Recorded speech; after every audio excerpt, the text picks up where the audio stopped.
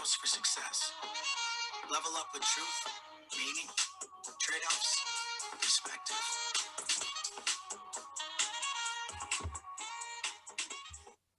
All right, welcome. Tonight we have Cam F. Awesome as our guest. Hi, Matt. How are you? I'm great. How are you? Good. Cam, how are you doing, sir?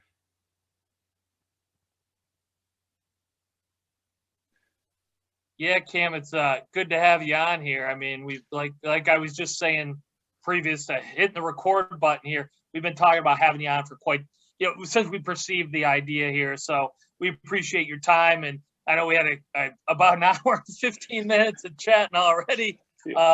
But that speaks volumes. So that was a lot of fun. I'm sure we're gonna have a lot of fun now. But definitely good to meet you. And like I said earlier, I had Paul follow you on Twitter ages ago. So and I'm not sure even how I came across you, but you've been on our mind for a while. So thanks again. Awesome. And thank you for the internet for meeting complete strangers all the time. Because it's amazing. It's super powerful because it's funny. My high school seniors get freaked out when I say, "Oh, my Twitter friend," or the guy I met on LinkedIn, or like of all the things they probably do without me knowing, Yeah. The fact that I meet another fine, outstanding human being and we hit it off through technology, like I'm the weird one all of a sudden. Oh, so like I used to be a big user of Craigslist back in the day, like doing odd labor. Like as a boxer, you got to make money where you can. So someone needs a moving gig, or what I've been doing recently, I've been posting on this on Twitter. I just find like people pay for convenience, and people get a new dinner table and they don't know how to get rid of their old one. So they give it away for free on Facebook Market. So I pick it up for free in a van. I take it out in my van. I bring it inside my house. I put a table runner. I put some flowers, a nice backdrop, and then I sell it for an average of $350. And sometimes the same day I pick up the table, I sell it. Now, I used to do this on Craigslist, and everyone's like, "You're so crazy, man. Do you know that the Craigslist killer?" I was like, the Craigslist killer also has a Facebook account and is on Facebook Market too. So Craigslist killer. It's funny that concept, Cam, which I think Gary V would speak about that. Paul, it's not in your head. I was looking for. Yeah. I thought so as well. And like, hey, look, we all value things, right? And one of the things that we value most is convenience and basically our time, right, Cam? So hey, if you're gonna take my table for me, great. But now you've got an asset you can turn and flip and turn into something of value on your end. And that's an entrepreneurial spirit that lives in me for sure. And I love hearing stories like that, because it's how not everyone's Mark Zuckerberg or Bill Gates, excuse me, or anything. Some of us are just out grinding, right? Yeah, Matt, I've been suspended.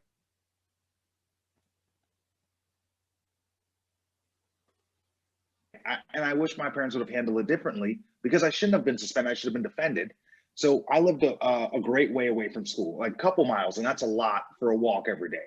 But I would skip the bus so I can go to the bodega, the corner store, and buy the 50-cent king size Snickers, and then sell them for $1 at school. I would sell but I was undercutting because the basketball team was selling these. I don't know if they sell them the McDonald's off-brand chocolates for $1. Do you want that, or do you want a king size Snicker? I was making a killing. You were learning a lot about regulations at that. Yeah, I was learning about red tape in education. That's awesome. So Cam, you are currently a professional speaker and diversity consultant. I've had you in with my classroom, and my students love you. Why isn't there more of that? Like you're one of the world leaders in this category. Like, yeah, what do you do? What do you do that's so special? I'm willing to have the conversation. Like that is all that is. Like I started speaking to, so 79% of educators are white females, but the problem is they're not all students are white females. So it's hard to connect to Paul, I don't know if your parents talked about being white all the time. Did they? No. My parents didn't talk about being black all the time. So much so that I got to school and they convinced me that I was African American, because we don't even talk about this type of stuff. My mom's born in England. My dad's from Trinidad. No one I even know has ever been to Africa, like in my family. So like just things about culture we never talk about. And I got to schools and I'm leading professional development workshops with educators. And anytime race comes up, everyone gets so squeamish and they much rather say nothing than to say the wrong thing, which is actually worse when you think about it. And I realized adults are so awkward around this because no one spoke to them about it when they were kids. That's so true. Hey, Cam, I got a couple of questions. One relating to that, but the first one is, tell your name, Cam F. Awesome. What's the story behind that? And I purposely didn't ask you before because I wanted to ask you on camera here. I was born Lenroy Cameron Thompson Jr., and that lasted way too long. And then in 2012, 2012, I got kicked off the Olympic team, was super depressed, gained a bunch of weight, was really sad, did a bunch of things I don't endorse. And to get out of that funk, I actually lost a bet and had to do the I didn't also entail. So that's what kind of got me back focused. And I lost a bunch of weight. I decided I didn't want to be that negative person I was. And because I'm a bit dramatic and a little flamboyant in my ways, if you may, I decided I was going to change things about myself, because people get stuck doing what they do because they know how to do it. And that's why anytime you find someone who's good at something and doesn't pursue it, it upsets you, because you're like, well, if I had that talent, I would have done that thing too. But that is my approach with boxing. I've won tons of boxing, I'm very accomplished, but I've always done it for fun. And it's a part of my growth process. And I accidentally got good at it while I was growing. But now I'm moving on to something else. And people are like, why don't you make a professional career in boxing? You've won more nationals than anyone else in the history of the sport. You should do this. And I'm just like, but I don't like to do it. I only box because I like to travel, and I was too poor to do it. So now that I can afford to travel, I'm not going to do cardio. That just doesn't make any sense, right? Yeah. Who would do that? Do you find it hard that people still want to identify you as Cam the boxer? No, I think it's, let's be honest, like, so I talk about privilege with students. I talk about white privilege. And the way I describe it is, some of us have privilege. I have had so many doors open up for me because of my athlete privilege. Right. There's no reason why I should be this far along and successful in speaking at with my experience level. Well, actually probably could, because I have spoken more than anyone else. I take that one back. But perfect example, Jake Paul and Logan Paul doing that, they're boxing, right? Yep. Everyone's mad at them. Everyone hates them. Why? Why? Are they hurting anyone? No, they're not that good of boxers to do that. like people are like, but the purity of the sport, they're taking our sport as a mockery. Wrong. There's no purity in boxing. Boxing is one of the most dirty, disgusting, ruthless, contractual games there is out there. So these two dudes took their platform that they had, that they earned, that they worked for, and now they entered the boxing world with their own fan base. Because in the social media world, data is currency, right? In the boxing world, tickets, audience, that's the currency. So they showed up with their own currency, and they get to make their own rules. So they're not taking anyone else's fans. The people that are buying, they're not even boxing fans. Right. Why is right. anyone mad at Jake or Logan Paul? When I see someone doing something, I respect it, and then I say, how can I use that for what I'm doing? Because the same way they leverage their fans to go into another career, and people are mad at them because they don't. So I think my athletic accomplishments equate to a bachelor's degree. Matt, hear me out. I'm listening. If Paul and I go for a job, right, and Paul has a bachelor's in marketing, and you have a marketing firm, I'm going to call you and say, hey, I don't care if you're hiring, Matt. I would like to work for you. But you said, I don't care if you're hiring. I just want to come in and donate and volunteer 20 hours a week for the next 6 months. And regardless, just write me a letter of recommendation after. I'm sure in 6 months, someone's going to screw up. And guess who's going to be the valiant worker who's always there on time? Now, that's one way to get in without a degree. Another way is just send my resume of what I've won. Paul, you got a 3.8 in your community college or whatever, and I have a bachelor, and I have all my Olympic titles. When someone's choosing people for a job, if it's not like a doctor or whatever job, Yep. I get a lot more leeway than the normal person. That's a part of my privilege. Sure, you get a lot of I'm sure you get a lot of looks because of your background, because of the boxing, because of success. Why shouldn't you? And I can only imagine the number of situations you've been in, scenarios you've been in that no one with a college degree has been in because of the college degree that you've had and the experience of what that's taught you and all the benefits from that. So there's no question. Again, if you're going to go perform heart surgery, I'd prefer that you had that degree. But if you're gonna market for me, or you're gonna represent my business, or you're gonna talk to our vendors or our employees or whatever it is, you've got a lot to offer. So there's no question about that. And that goes back to what you were saying a little bit. You've mentioned it kind of a couple times with privilege, and this has kind of been my belief. I don't love the word privilege because I always think, and this is me, I always think like, well, it makes it sound like it's something that someone necessarily doesn't. It depends on what like you said, you're boxing. That's your athletic abilities, right? That's an amazing privilege. And there's privilege, we all have them to some degree, right? Is that how you look at it?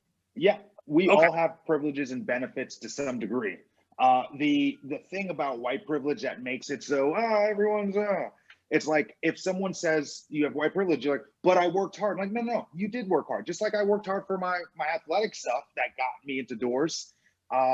It's just that for one, the reason why there's a Black History Month, well, everything else in America by default is white. It's a predominantly white. So if there's a channel, it's gonna be a white channel. If they're gonna report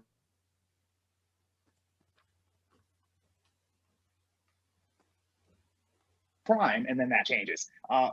But the idea of like going in, like here's a perfect example. Matt, you and I go into Paul's business, and I go in there as an athlete. I'm showing up with my athlete privilege, but you show up as you guys went to the same fraternity. Now, there's nothing I can do to compete with that one. Sure. So right. there's certain ends, and being white is also a fraternity, just like being Black. It's weird, but if I see another Black dude and there's like 30 white people in a room, we give each other a look. We don't do it. It's like an invisible head nod, just like, hey, I see you, because I acknowledge you. And it's something that we do to connect with each other, because I'm in a lot of spaces, and especially in the professional world, where I'm the only Black guy in the room a lot of times. And sure. Also, I don't know all of the answers. And I speak on it. Which takes me back to the question I wanted to ask you before I asked you about your name. You'd mentioned that this topic in particular, you'd mentioned is you're willing to have the conversation, I think is the term you use, or the words you used. What made you willing to have that conversation? A conversation that, as you pointed out, everyone just tighten, so many people, I shouldn't say everyone, but so many people just tighten up on it. What made you go, I'm having these conversations? Have you ever read Freakonomics? Yeah, oh yeah, yep. Okay, there's a chapter 6 in Freakonomics talks about, so I had a friend, we're talking on the phone about the whole George Floyd murder, and we're talking about systemic racism, and job applicants white applicants are 200% more likely to receive a call back and things of that sort. And he says, well, why don't, this is the question that got me into this. He said, well, why don't black people just name their kids white people names? And I knew it was wrong, but I didn't know why. Like, I felt that it was wrong. And I was like, it bothered me when he asked the question, not because he asked it. It was because I didn't have an answer for it. And I decided to go educate myself. So I started reading books. I have a lot of free time, and I'm reading now, and the Olympics isn't happening. So I'm like stuck in my van. I'm just reading. And then eventually I spoke to him again, and he said, well, it's in the book Freakonomics. No, I took it back already, but I just got the book Freakonomics last week, and just to read that one paragraph. Okay. And I didn't read the whole book, so excuse me if I'm wrong. But what he did was he basically manipulated the data to say, first he had the premise of you're lazy. He did that with the premise of bottom line. That was the bottom line of that chapter. And he said, if you have a black name, you're more likely to be lazy and poor. And your name doesn't justify, because his argument is, if you were to name a white kid a poor black name, he would still get further ahead. But I'm like, well, that's because they can see that he's not black when he shows up to the interview. But, you know, you can pick and choose evidence out of a book to kind of manipulate. But that question made me— got the wheels turning. Yeah. And I was mad at the question because I couldn't answer it. Mm-hmm. And you must have sensed that, well, and don't let me put words in your mouth, but you must have sensed that, well, if I don't know this answer and that question bothered me, there's more to it than just this moment, right? Even deeper than that. This was after George Floyd got murdered. I was in Portland, Oregon at the time, and people are taking the streets to march. And I don't feel like I should be marching if I don't know why. Mm-hmm. And I wanted to educate myself. And of course, like, I'm not, I know my temperament. So I think everyone should do their advocacy in different ways. I've been vegan for 8-9 years or something. I've never been to a vegan march or vegan protest because I am not that guy. Know your surroundings and know where you work best at and how you can advocate for your cause. And my way was to educate other people. So I started doing it with educators, and I realized they're not, like, it's so— are you guys familiar with, Paul is now, or probably before, but familiar with the practice of redlining? I'm not an expert on it, but I certainly know what it means. Yes. Okay. So there are, and not to shame anyone, but I've spoken at schools where educators they've never even heard of this concept. And so many things. So everyone talks about the I had a dream Martin Luther King speech. What was he talking about? He was talking about fair housing. He was talking about redlining. It was literally what he was talking about. Everyone's like, I had a dream. Yeah, little black boys, little black girls can hold hands with little white boys and little white girls. What he was talking about was the Fair Housing Act of 1968, which allowed everyone to integrate with each other. But if you're not an educator, you can't talk about the present if you don't know anything about the history. And especially as 79% of educators are white females, and colleges aren't adequately preparing educators to teach in urban environments, like, who's going to teach these kids? Yeah, that's you know, this kind of concept of our show, Paul, right, is built on what we call the 4 pillars, which are truth, meaning, trade-offs, and perspective. And perspective, the 4.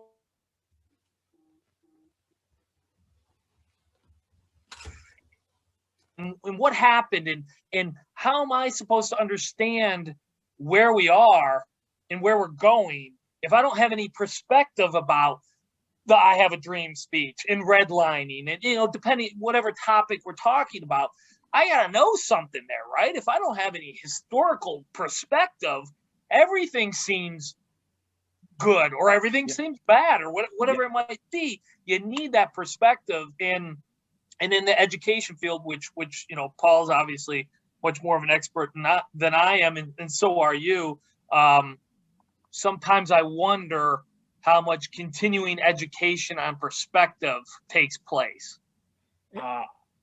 We can talk about that with professional development for And educators. I was going to say, and I think that's where you come in a lot of ways. But then a lot of schools are, they bring me in to speak to their students. They love it. They love it. And then I talk to them about the educators and they're like, oh, we have them do an online questionnaire to do their diversity training. Mhm. It's called course certified or something. I'm like, you're giving them electronic scantrons basically and letting them run through answers. It's like, so I feel like it's a cop out, but again, I'm not interested in changing adults. I'm interested in changing the future, and that's going to happen through the youth. So if they're not, if the adults aren't interested in this, I'm more than interested in telling the kids, and kids will go back and tell their parents, and their kids, those kids will have kids, and then the future might be a little bit better. So guys, all this is so good. I got to go back real quick to the Freakonomics books, because that's one of the textbooks I use in my class. My students read that book. And every week when we have the quizzes, I do oral quizzes with the kids. They have to write their answer down. And there's just so many different directions. Those guys are deep thinkers and they explain it in such layman terms. And it's good stuff. And when you get to that chapter, there's some other chapters that are things that you might feel uncomfortable about an educator talking about with kids. The important part is to just have the conversation. Right. I'm not trying to change anybody's mind. I'm just trying to open their minds. And you can't open their mind if I just push down their throat what I'm talking to them about. That's a lecture that preaches passive obedience, basically. I try to. Students are used to instant gratification and interaction because they've had iPads in their hands since they're 4 years old. Yep. They don't want to listen to you lecture. No. And especially stuff that, they don't have any perspective of, to go back to what Matt was saying. They have nothing to compare it with. So really, an educator's real job, in my opinion, isn't all the notes and overheads and lectures. It's to get them to open their mind and think and debate and be responsible about it, maybe argue about it. I use words like prejudice and stereotype and discrimination because it happens in all aspects of life, and it's human nature, but it's okay to talk about that stuff. And a lot of teachers do not want to. How's your day going? Paul's been blaming us every time, but Yeah. Paul, you froze it. You froze at the last minute, so we're making fun of you. Oh man, and you know what? I was reading off a script, so I don't even remember what I was saying. No. I'll go back a little bit. I had a professor. I took a course in grad school called Racism, Sexism, and Oppression. And I thought I could blow through the course until I found out the professor wrote the book. So I had to read. And she had this triangle. I wish I could remember her name, but she said in order, like, there's nothing wrong technically. Well, there's stuff wrong with this stuff, but discrimination by itself isn't the end of the world. Someone's stereotype isn't the end of the world, or someone's prejudice isn't the end of the world. Those are human nature, right? I'm going to see somebody and think those three things, or maybe keep somebody from doing something. But when you combine all three of them together, that's when you get racism. And that's like when the trifecta happens. But we just label everybody racist, or, we don't even get into, I wanted you to talk real quick, Cam, about the intent versus impact. Yeah. First of all, you talk about racist. I think, okay, when I've run into a lot of people who, because everyone's so afraid of the word racist, like it's that bad. Well, I guess, obviously, it's not that bad, okay? Because if it's that bad, let's just say America's that bad because it was built off of slavery and genocide. So, like, we understand there's a history there. But speaking of right now, like, if I talk about racism, no one can pinpoint racism. Oh, well, we can pinpoint racism. They can't pinpoint a racist. So you two gentlemen, is there racism in America? Yes. Where? So I will say, according to this class I took, anytime somebody, I know you're setting me up for something here. No, it's not even a setup. It's the fact that there's racism all around, but no one is racist. Right. No one will say they're racist. I got you. Okay. Right. Well, it's like there's bad politicians, but my local politician's fine, right? It's the guy I voted for is great. But it's when you combine prejudices, discrimination, and stereotypes all together, they combine to some sort of racist behavior. You could almost argue it could happen anywhere at any time to anyone, right? Almost anyone. So the difference between prejudice and racism is prejudice is racism without power. So I can be prejudiced to you, Right. but if you were to do the same thing to me, you have the power behind you. An example of power is Amy Cooper. The bird that, do you guys remember the story? Not the bird watching part.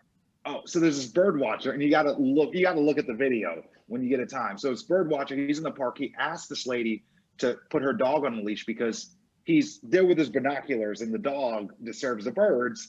It's a bird watching park. So you're supposed to have your dog on the leash. She says whatever, and she's like, she's not going to listen to him because he's a black guy or whatever. So he takes out his phone because he has some foresight, and he starts recording her. And he's like, I'm just asking you to put your dog on the leash. And she's about 20 yards away, and she's screaming, I'm going to call the police and tell him there's an African-American man harassing me. And he's like, ma'am, I'm just asking you to put your dog, help. And she's calling the police and she's yelling for help. And he records the whole thing and posts it online. She comes out with this whole apology. But the idea behind it is she has power, because when she said there's an African-American man harassing me, she knows what those words mean. So the whole barbecue Becky of white women or Karens or calling the police on black people, it's because the white women know when the cops come, whose side they're going to be on. Now, we can say that's not true, but a lady literally said, I'm going to tell him there's an African-American man, and then she called the cops, and I'm doing it. The idea of Emmett Till was murdered and beaten because he made a pass at a lady like 60 years ago. Yep. Yeah, I'm familiar with it. Yep. On her deathbed, she said she lied. Right before she died, she said she lied. Now, I read that before. Yep. So the idea of power is, if you have prejudice with that power of, you call the police, society is on your side. So the best way to describe privilege is, as a boxer, if I'm the champion, I have everything on my side. So I fight at home because home field advantage. If the fight is close, the judges are going to be on my side. Lean your way. And if a riot breaks out, security is going to protect me before my opponent. Now, if you take all of those things, that's my privilege. Now, if you say that the crowd is society, which is predominantly white, if the police officers, security, also white, and the judges or the employers, who, not even racist, just implicit bias and unconscious bias, where they would choose a white name over a black name, also white. So when you have all these factors like in your corner and on your side, you may still have a tough life, but it'll be a little tougher than me to get into the door if I wasn't an athlete. And with your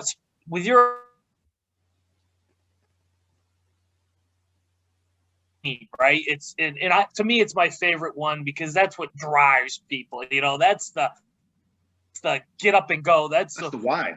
It's why, right? And it's you know, I have a feeling if I asked you how many hours a week you worked, you'd probably say, I don't know. I just do. I just love what I do. I go. I you know, some days are easier than others, but it's my why. It's why it's what I'm doing.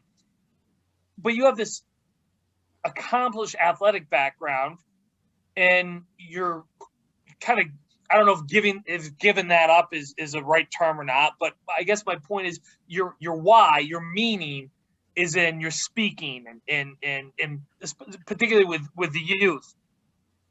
Has that always been something you cared about? Is that new? I mean, why does that give you the meaning, I guess, is what I'm trying to ask. I know what, first of all, I didn't know I didn't know I was poor until like a couple years ago. So it's not even because of that.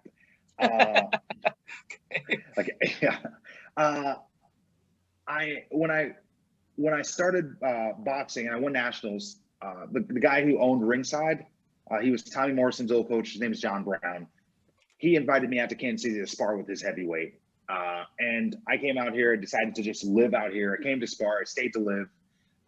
And he said he will coach me for free, do all of them for free. The only thing I have to do is go to the high schools and middle schools, take over the gym class for the entire day, and do a boxing presentation to try to get more kids involved in our free gym in the area. So this was something I always thought it was cool. I didn't even know you can make money doing it. I did it the first 3 or 4 years for free. Like, I reached out to schools like, hey, want to come do, I call them GTOs, GCOs, gym class takeovers, right? And I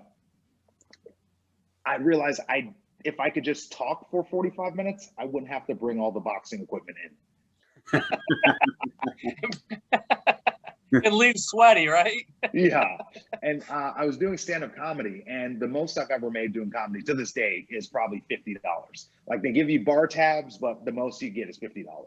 And I realized the good comedy, I wasn't a good comedian, because a good comedian can do clean jokes. I was there off of shock humor and presence alone.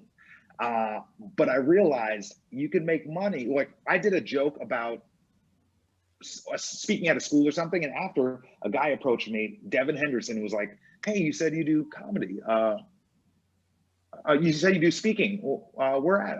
And he said something about what he charged. Like, oh, you can't charge for that. He's like, yeah, you can. I was like, sounds like a pyramid scheme. Not interested. And he gives me his business card. He's like, I'm a member of the National Speakers Association. It's a thing. And I signed up like the next week. And I was like, I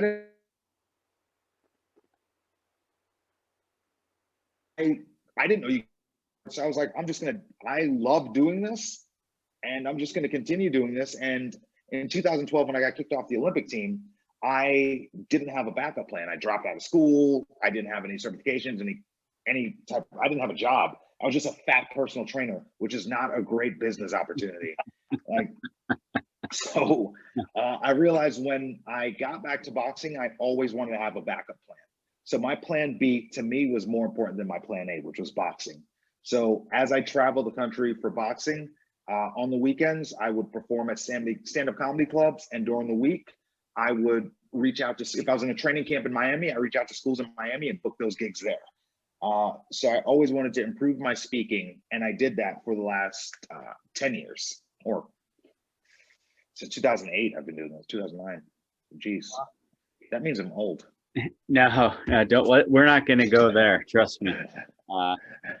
So Cam, what I like is there's a lot of meaning in what you're speaking at with the schools, and I've seen it firsthand.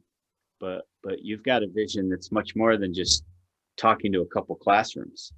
I mean, you've got some plans. Yeah, so if you can, and I've stopped tweeting this, but I still feel this way. As someone, I think college is not for most people. And I think it's a great business opportunity. And I think there's fraternities and sororities and all that to kind of reel people in. And there's whole rivalries. And then you take your kid. I know people with debt up to their eyeballs, college debt, and they don't have money to pay their bills, but still they get these emails for colleges to give more. And they're like, I'm not going to donate money to college. I still owe you money. Ha, ha, ha. Facebook post. And then spend money to go watch those same athletes who are going to school for free, not make any money. You pay to go watch them play basketball. Like, you're just funneling money into the system. It's a bad business opportunity. Like, for most, I will say, for me and the students like me, I am hungry. Like, I was cutting lawn, raking. If it snowed, I would walk to the bus stop, walk around the block, hop the fence, take the shovel, hop back over the fence, and then I shovel snow, because I'm not going to school when there's money in the ground. So if I have that business mindset, I don't want to take 16th century literature or something. Like, I want to make money. Like, I wish there was like an avenue for students to make money, and I want students to learn things that I believe is practical. So instead of bashing the education system on Twitter, which will somehow reflect negatively on educators, which I would never want to do that, what I'm doing is I'm deciding to make my own system. I think it's great. I mean, we teach, you have to learn this. So Paul, You froze again. So you're about to say something profound, but you froze. I'll wait a second. I'll wait till it's my turn again. No, go ahead. It's your turn. No, I'm saying we teach this dream. You have to listen to a lecture. You have to take a test. If you've memorized everything and you maybe can read and learn a few things, you're going to get good grades. But we talked about privilege. I'm going to take that student that's actually shoveled driveways and is burning to make money, or has maybe had a side hustle, as Twitter world likes to always say. I just say an income opportunity. They're going to do better in the real world. And again, I'm stereotyping. Across the board, they're going to do better. But the smart kids go away to school, they get the debt, they get the house, they get the car, and there's the trifecta of debt, where there's better ways to go about it for some people. Yeah. And another one, I think for me, and I used to have very strong opinions, and that Adam Grant book is letting me rethink all of them. So I'm less strong with my opinions, but I will say there's so many other options. There's so many other options, but people are afraid to fail.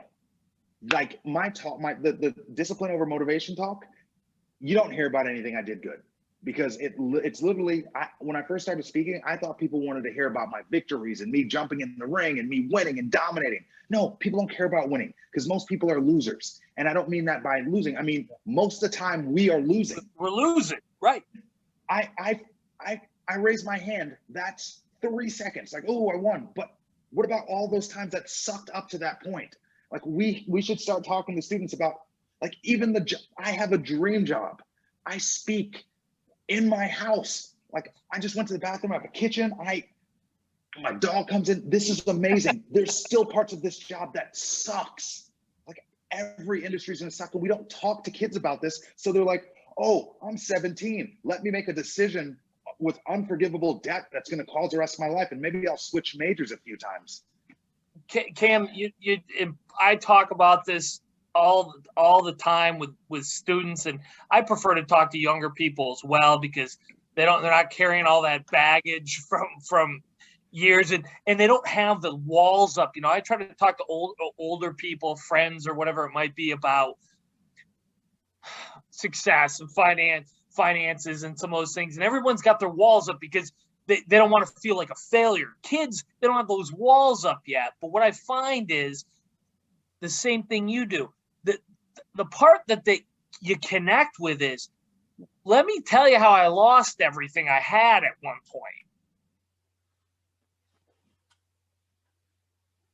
point. Financially, and those are some of the things I like to talk about with people. Yeah. I don't want to talk about the car I drive or my house or my bank account. I don't want to talk about the successes. It's boring. All right. It's the connection is, I'm like you. I've had you're gonna fail. Life's hard. Not everything is roses. Not everything is, you didn't see the journey. The journey, all the times you got knocked down in the ring, all the sit-ups you did, all the miles you ran. That's not glamorous, right? But that's how you got to where you're going. That's where the success came from. And whatever your story is, if you're successful in some degree, and when you say, I think most people are losers, that connected with me for the same reason. Most people aren't losers. We're not saying but that. I mean, like, we're losing. Underdogs in their own story. Yeah. We're losing all the time. We're screwing up. We're making mistakes, and you've got to know that, hey, look, Cam here, who's got these amazing athletic accomplishments. The biggest loser of them all. Yeah. And I would say, when I describe myself, I'm like, I've failed more than I think most people I know, and I'm going to continue to fail, because that's where the growth is. That's where I find opportunity. That's where I enjoy success. You can't be afraid of that failure, and you got to keep telling these kids that. You can't be afraid of the failure. But what we do is we set these kids up with security of college, and we don't allow them to fail and find out what they actually love and want to do. Exactly. And Paul, you were right. Cam and I are two peas in a pot.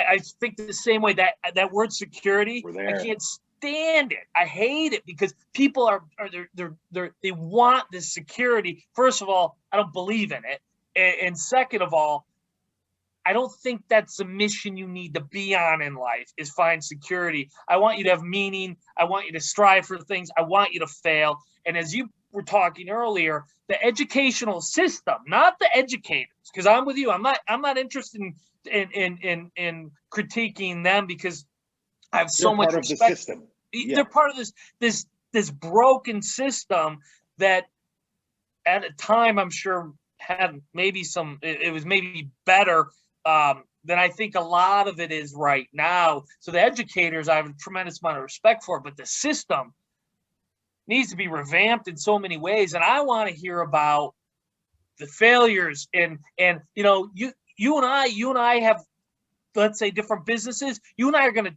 collaborate and talk together and see how we can both win together. You're not allowed to do that in school. That's called cheating. Cheating. Working Real is world. cheating. The real world, before we started recording, you and I are talking about things going on, and hey, what about this? And we're helping Sharing each other out. secrets, Yeah, sharing exactly. answers. These are all, and I understand why in the educational system we can't have everybody sharing the answers, but at the same time, I don't know. I don't like what we're teaching there. When do they learn the skill of networking? Because like the greatest thing about like growing up with less is, first of all, this pandemic, this pandemic was a joke to me. Like, of course, not about the deaths or anything like that, but financially, oh, everyone had to be as broke as me. I made $1,000 a month for 10 years. Because when you're on the USA national boxing team, you get $1,000 a month for 10 years. You can't work otherwise. So when you think about $500 for your rent, $200 for your car, $100 for insurance, $100 for your phone bill, where are you going to get time to eat? And don't think about going on a date, because that ain't happening. Now, when I lived like that for a decade, and now you tell me everyone in America has to play on my playing field, you have to see what it's like to not know where your meal's coming from. Ooh, I was comfortable. Right. I bought a house during the pandemic. There's perspective right there. It sure is. And you hit the nail on the head with being comfortable. We don't teach failure, or we don't embrace it. And then when someone does fail, like, I love it. To me, failure is the acronym for first attempt in learning under real world experience. And I like that. That's a long one too. Yeah, don't make me say it again. But so you learn from it and you move on, and if you get comfortable failing, just like you got comfortable living off the $1,000 a month, doesn't mean you'll like it. It doesn't mean you're not striving for something more, but you're learning from it and you get comfortable, and then it's not hard to be comfortable challenging yourself in other ways. But yeah, we think of when you fail, I mean, that's wrong. I think another thing that people fail to realize is because a lot of failure in my life and with boxing, like 2008, like started boxing in 2006, 2008, I qualified for the 2008 Olympic trials to go to Beijing. I lost the first day. I continued boxing. I won nationals in 2008, 9, 10, 11. Then 2012, going to the London Olympics, didn't fill out paperwork, got suspended for a year. Nothing. I had to lose all my ranking points, all my sponsorships, all my money. Sponsors paid for my home in Los Angeles. They wouldn't even give me a flight back to get my stuff. They said they'll mail it to where I want to go. At this point, I didn't have a place to live, so I asked them to mail it to my friend's house. And I just slept on his couch until I can get my stuff together. Got back to boxing, regained my championship, changed my name, living this whole new personality, being a positive Olympic, the Rio Olympics, yay, lost in international qualifications. Didn't get to go to Rio. So decided to build my speaking business, lived in a van for 3 years while training, boxing, and traveling. Decided to fight for Trinidad in the 2020 Olympics. And as I'm training for it, the pandemic happens. Now they're not allowing athletes into the Olympics to compete. So that's my shot right there. Now, I could have quit at any part of this time, but here's something I realized that no one else does. No one gives a shit if you fail, and no one cares if you quit. Like, you're the only one who has to care. So when people are like, why, how'd you keep going? I don't have a safety net. Like, I don't have any financial backing. I don't have real sponsors. I don't have a family to fall back on if I lose everything. I've lost everything before. It wasn't that much. So I can lose everything at any time, because when I say I have a van to live in, if things go sideways, I can live in a van and be happy. I did that for 3 years. I mean it. Because you've done it, right? I've done it. You've done it.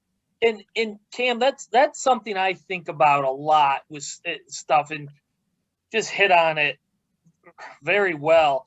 Do you think that the idea that you got to depend on yourself, that if you lost it all, you've done it, you can do it. Do you think that's good?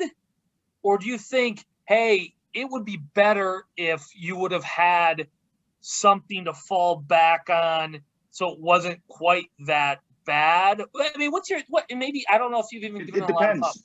It depends. Do I want to be great? Oh, okay. So keep going, would you? What do you? So All right. yes, let's say you do. Here's the thing. If you don't have a safety net, you're less likely to fall. So if you're walking from one building to another on a tightrope, and you know there's nothing there, you're going to be extra careful. You're going to be extra focused. You're going to be extra disciplined in every step you take. Now, if you fall, there's a safety net, or your parents might take care of you, or you have a savings account, or you have a degree, like then you'll settle. You'll settle, because why? Because you have that comfort. And we're creatures of comfort. We're creatures of habit. And if you can get addicted to being comfortable, ooh, there's nothing worse for your greatness. God, I love you. You're saying the exact. I didn't want to lead you anyway, because I feel the exact same way. That safety net, as you put it, can be such a bad thing for your development and your growth. And as you said, you want to be great.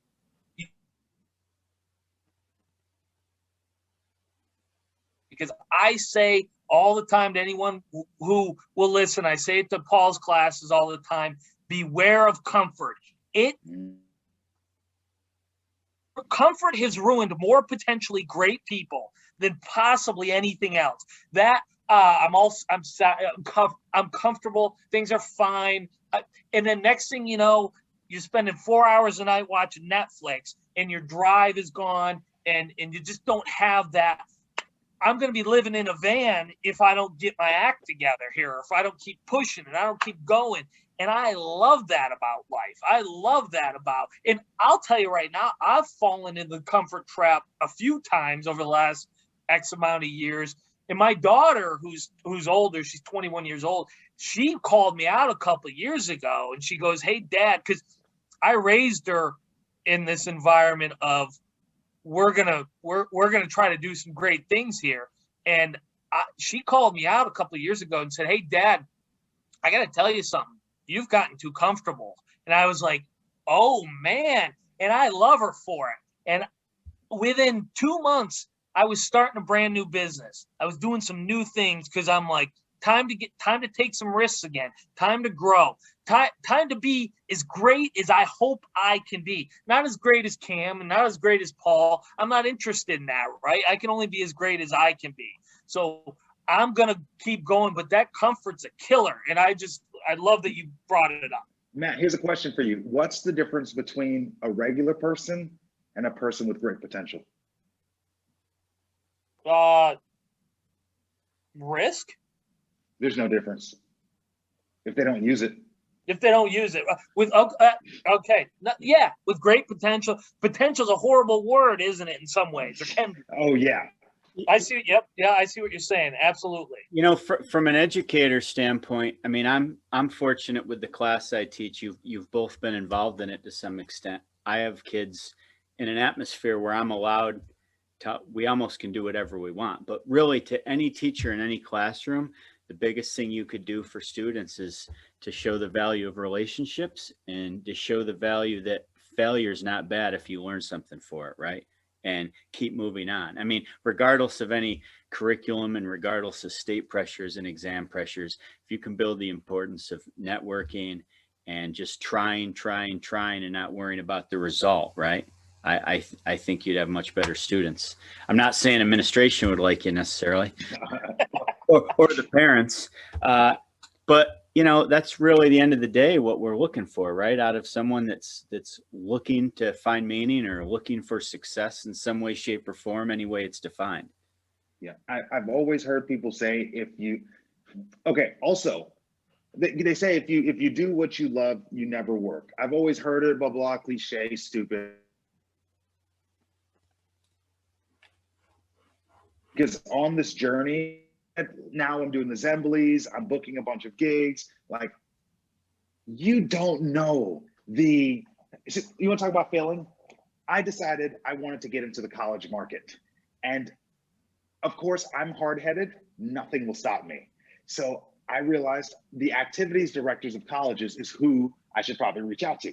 So I went on LinkedIn, I found the activities director of my community college. I'm not going to mention the name. And I met a guy named Steve Johnson. That's also not his name either, but I have to change it for this story. And I found him on LinkedIn. It was linked to his Facebook fan page. Click that, he's a writer. It was like 59 followers. Wasn't very impressed. And who was sharing all of his posts? Of course, it's his personal page. So I click his personal page. Now I found his personal page. I see his wife is there. I click his wife's page. She has the same flowers in the background of every picture.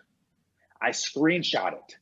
I then write him a handwritten note with my business card attached. I get those flowers and I deliver them to his office at 4 p.m. on a Friday. The note said, "My name is Cam F. Awesome. I'm a boxer and a speaker. I'm not the most experienced, but some people would see that as a roadblock. I see it as a speed bump. I'm going to jump this hurdle." I explained that I want to get to school to start speaking, and I end it by saying, "Thank you for your time. You can reach out to me. My business card's attached. P.S. The flowers aren't for you. They're from you to your wife. Have a good weekend." And in the flowers was a card that said, "Honey, I love you because," and then he fills out all of the reasons why he loves his wife. Now, if that is not a story of how you book your first gig, I don't know what is. That's amazing. Yeah, you know what's amazing, Matt? He never booked me. No. I was waiting Never for booked me. the story.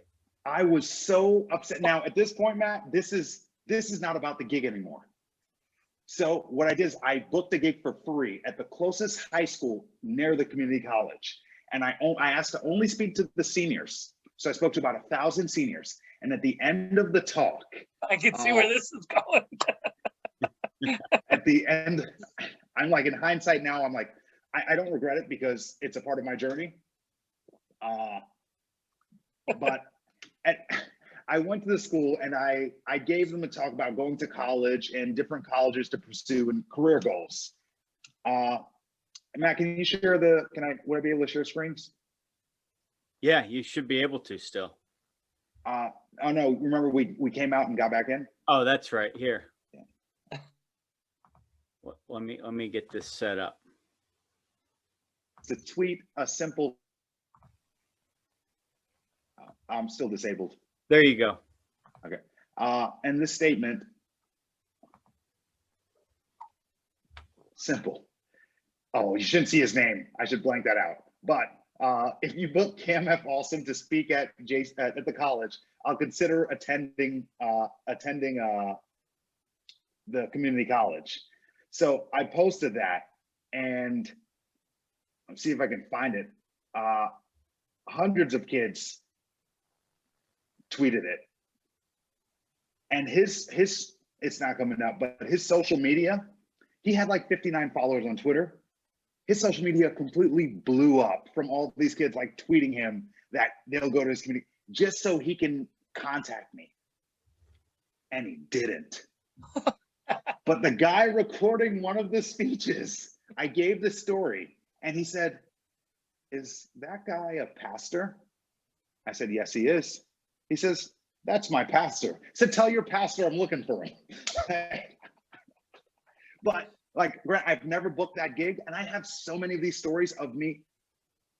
I'm not going to say no for anyone, and I'm not going to let failing be the reason why I stopped.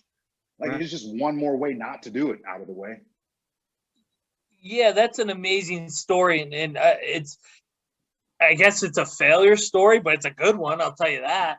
But I mean, what a lesson in creativity. And hey, at the end of the day, as you were kind of pointing out, look, you're you're the one who has to get up with yourself, who has to go to work with yourself, who has to go through whatever's going through your mind. It's just all of us individually, right? I mean, we're all part of communities, but you gotta live with yourself, and you gotta be the one going, nothing's gonna stop me. And if people see or hear a story like that and see someone grinding and doing the things you're doing, I don't know how the heck that doesn't inspire them.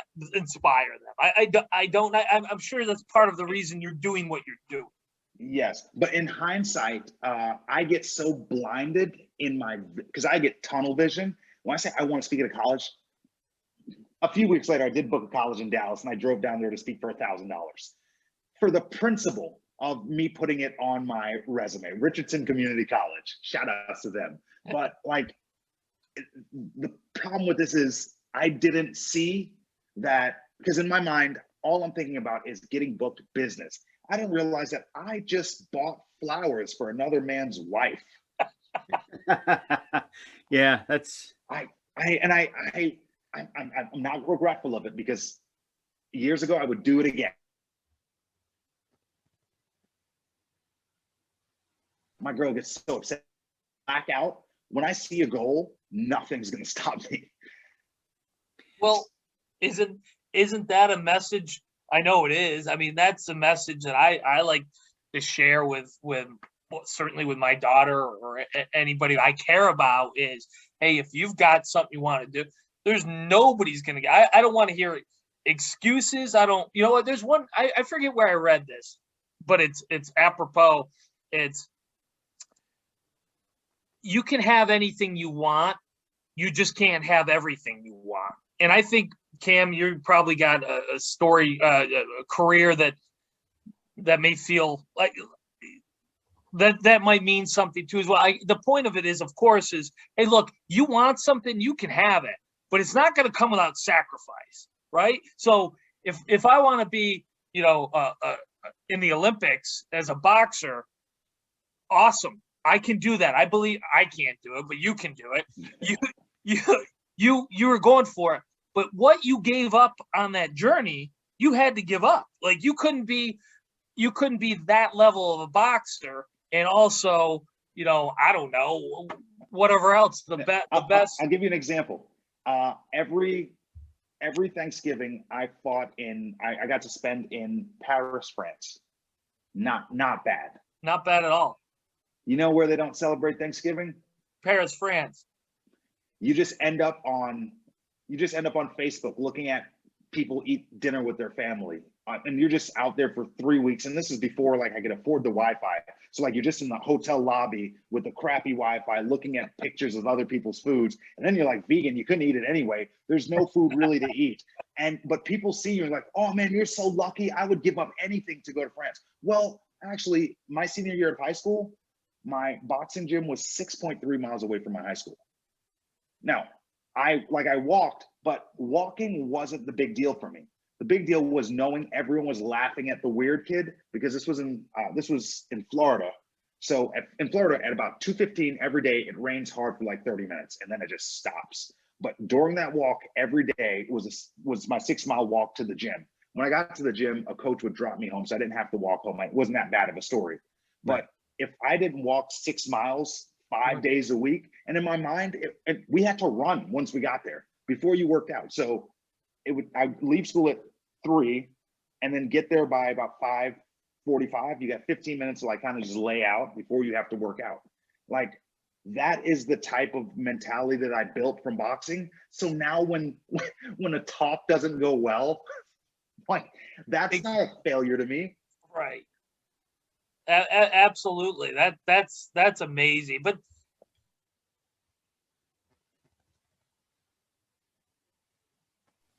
great, right? I mean, They look if- stupid if- while they do it. if you want it, you gotta go get it. And there's gonna be obstacles. And 6-mile walks 5 days a week, that's quite an obstacle. I never had anything remotely like that as a physical obstacle. But that, I think those stories, as you said before, they resonate, especially with younger people. They're important, and they let them know that the victories come at a price, and everyone's got a story that that has a lot of failure in it if they're going to be a success. That's my take anyway. I think, yeah, that's a good way to put it. Everyone's story to be successful has a certain amount of failures in them. And if you don't get through those failures, you just won't become successful. And you don't have to go through the failures. Like you can live comfortably doing whatever it is you do now. And I know people who work their 9 to 5, they're happy with their paycheck. They're not trying for a promotion. They're not doing any reading. They're not working out. Yeah. And those, it's hard to relate to those people. I agree. And like you said, that those, if you're going to get, my younger brother says this all the time. It's like, and it always hits home for me. It's like, if you're going to succeed, you're going to have to walk those 6 miles or get up at 5 a.m. or work nights or work weekends or make whatever sacrifices to succeed. And then he'll say, or don't. And that's okay too, but you just don't get the reward. And if you think you do, well, the world's not going to let you. The world doesn't work that way. Not in my experience anyway. Yeah. And people think they deserve it. Yeah. I mean, when it comes to success, based on listening to what you two are saying, the process is the process, and you have to be consistent. You can't measure every win and loss, right? But the wins are going to be more than the losses at the end of the day. And your process. No. The losses are going to be more than the wins. Just like I said, you're going to be a loser more times than you're not. I don't mean you're a loser itself, but you're just going to hit walls, get success. Cool. Have a little celebration about your success. Hit walls. You're going to hit more walls than celebrations. Well, let me rephrase it this way then. The wins, when they happen, will be great enough to drown out your losses. Yes. Okay. I mean, that's a better, that's kind of what I meant. So you called me on it. I like that. That stuff compounds and compounds and compounds and builds, but those losses are as big a part of the compounding as anything else. I think Paul, we lost you there. But I think Every time I'm done talking. Every time I talk, they are a bigger part of that journey, because it is a journey, and I know it's cliche but it's entirely true. That journey is a huge, I think it's the most valuable part of the whole thing. I mean, someday I'm going to be 70 years old or 80 years old, God willing, or whatever it is. And what I'm going to have is whatever success I happen to have is all going to be well and good. But those memories and those, I'm going to remember the sitting in my apartment, 58 degrees on my thermostat, my hoodie on and my blankets wrapped up so I could save a few bucks, so I could invest in things a lot more than I'm going to remember, the vacation you took. Exactly. Exactly. I've got those 39 losses, man. 39. I can tell you all of them. I've met people that said, "You don't remember me, Cam? We fought twice because I beat them." Okay. Yeah. You don't remember your wins. I was going to say, I'm the same way. My wife always says to me, why don't you ever celebrate whatever goal we set or I set, and we accomplished? And my wife and I are partners. So I say we because it is we, and we accomplish. And she's always like, why don't you ever want to celebrate? Cause I'm like you. It's like, I'm supposed to win. I'm supposed to get my goal. Right. Yeah. And then I move on. But when I don't, oh man, I can't sleep. I gotta keep going, man. I gotta keep grinding. Matt, I cry every time I lose. Not because I'm physically hurt. It's because I'm confused. I was so sure I was going to win, and I don't know what to do now. That's how I approach it. Because if I did everything, if I did all the walking to the gym and all that, well, obviously, so when I don't win, so when I win, I don't even celebrate. It was like, here's what I think. After I do all the work, there's 3 people in the ring, right? Me, you, and Paul. Paul's the referee. 2 people in this ring can't win, Matt. It's going to be you and Paul.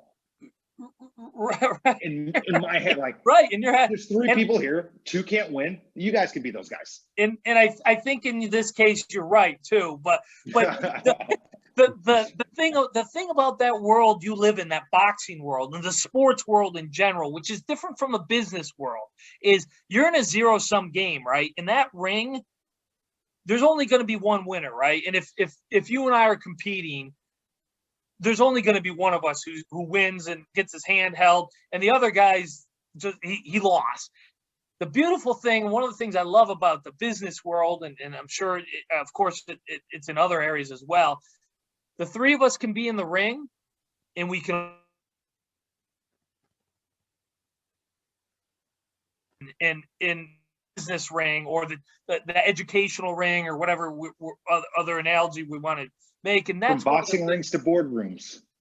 Yeah. That's one of my talks. And I that's one of the things I do like about business. Is one of the things that I always go in is, how am I going to win with my partners, my vendors, certainly my customers, my employees, anybody I'm working with. I need to make sure they win, because hey, I can win all day long, but if my employees are losing, they're not going to be sticking around long, and then I'm not going to win so much. If my customers are losing, I'm out of business. If my vendors are losing, they're dropping me, and then I'm looking for. So it's always how can we all win together? And if I don't do that, and how? And if I don't, we're screwed. How leads to honest self-assessments. Because I'm listening to you talk right now about your team and this and that, and I'm remembering I'm not the great leader I thought I was. So I was captain of the USA national boxing team. That was cool because I just told guys when to show up to the gym. But as the owner of my company, all those books I just showed you earlier, those are all leadership books, because I realize I'm not a strong leader and I need to work on my leadership skills, because I expect out of people what I give. And this is my business. I shouldn't expect that. So I need to learn how to communicate better with people. That book on rethinking, Paul, that's why I'm reading this book. So I first of all, I changed my last name to Awesome, because it's not a metaphor. It's not anything. It's literal. I think I'm awesome. With that said, I understand there's room for improvement, and I'm always trying to grow as a person so I can continue to become great. And that mindset of I want to be great, and I'm sure there's some people who poo-poo that and find it narcissistic or whatever. I don't agree with that at all, because I think that, again, being great in what you're doing, Cam or Paul, what you do or what anyone does, that's not a zero-sum game. If Cam F. Awesome is great, that takes away nothing. In fact, it gives so much, especially in the world you're in, or I would say any of us are in. And that, so that, whatever, and I don't know if you take criticism for that or did or anything like that. Well, I don't think you can do anything today without taking criticism. I changed my last name to Awesome. How do you think that went over? And my mom found out on Facebook. Ask forgiveness, never permission. That was your first critic, huh? She still calls me by what I refer to what she named me as my slave name to her.